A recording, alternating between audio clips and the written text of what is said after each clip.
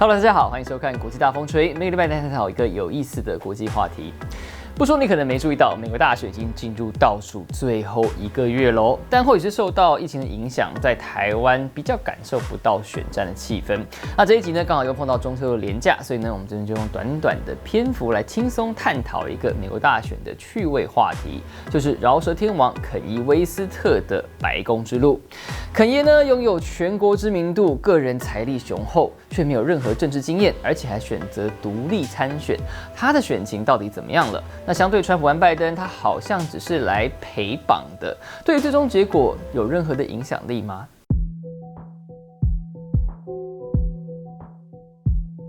在推特上受到3000多万人关注的肯伊·威斯特，7月5号无预警宣布参选2020总统大选，投下选情的震撼弹。倒不是大家认为他有任何的胜算啦，而是纯粹好奇他是不是玩真的。7月15号，他向联邦选委会登记参选，算是踏出了正式挑战白宫的第一步。但登记政党竟然写着 Birthday Party 生日党，大玩谐音梗，又让人对他的认真程度打上问号。那在美国，每个州的选举办法各不相同。同样是选总统，像肯爷这样子非政党提名的独立候选人，登记参选所需要的条件呢，例如手续费啊，或者是连署书的数量以及截止日期呢，就统统不一样。在加州，搜集到19万份连署才能够参选，但是在纽泽西州只要800份就行了。那问题是呢，登记期限最晚的州其实也只有到9月4号。换句话说，7月初才宣布参选的肯伊·威斯特必须在2个月内完成全美50州登记，才能确保自己的名字出现在所有的选票上。如今2个多月过去，所有州的登记期限都已经截止了，肯爷有赶上进度吗？答案是没有，而且差远了。截至9月30号，肯伊·威斯特阵营只完成12个州的登记，在剩下的38个州当中，错过了29个州的期限，还有9个州呢，则是因为各种原因而登记无效。过程中还传出不少争议事件，例如有2-3个州的民众声称竞选团队用其他名义骗人签名，另外也有联署造假和被大量退件的状况。无论如何呢，可以肯定的是，现在只有12个州的选票上会出现肯伊·威斯特这个名字，而且呢，就算12个州全赢，也不足以当选总统。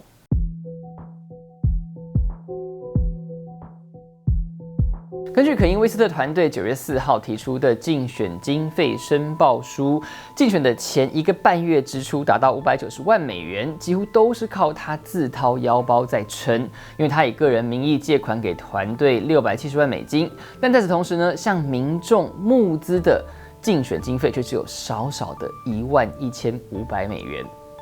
那这样子募不到经费，又只成功报名了12个州，看起来再选下去的意义好像也不大。但真的是如此吗？从他在各州登记竞选的过程来看，背后可能有共和党和民主党暗中较劲的盘算。不可讳言，肯爷最缺乏的是组织动员力。短时间内要在50州搜集到大量签名，其实过程中靠了很多共和党的人士帮忙。但为什么要帮他呢？民主党这边就认为，肯伊·威斯特虽然胜算很小，但很可能吸走一部分的黑人选票，而非白人族群本来就是民主党的重要支持者。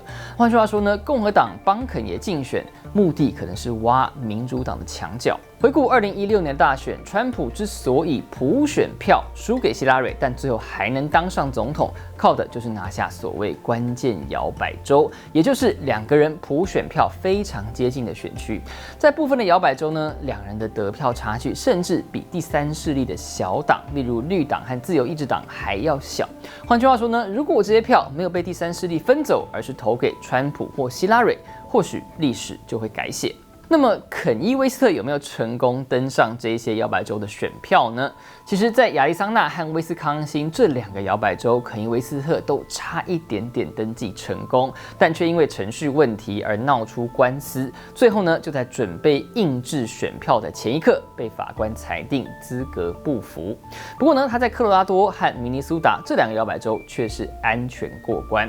那肯爷会不会成为这一次大选的关键搅局者？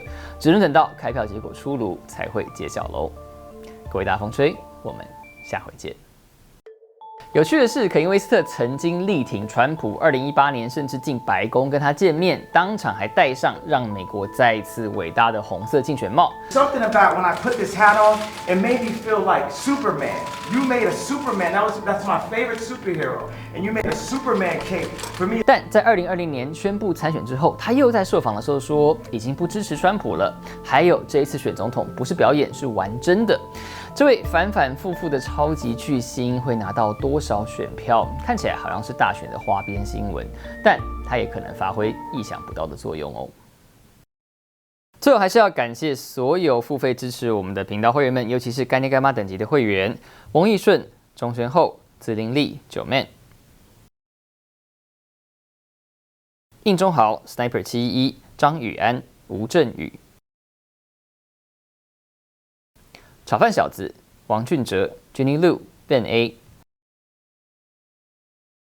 金爪机械、Jason Lin、魏酸人、K、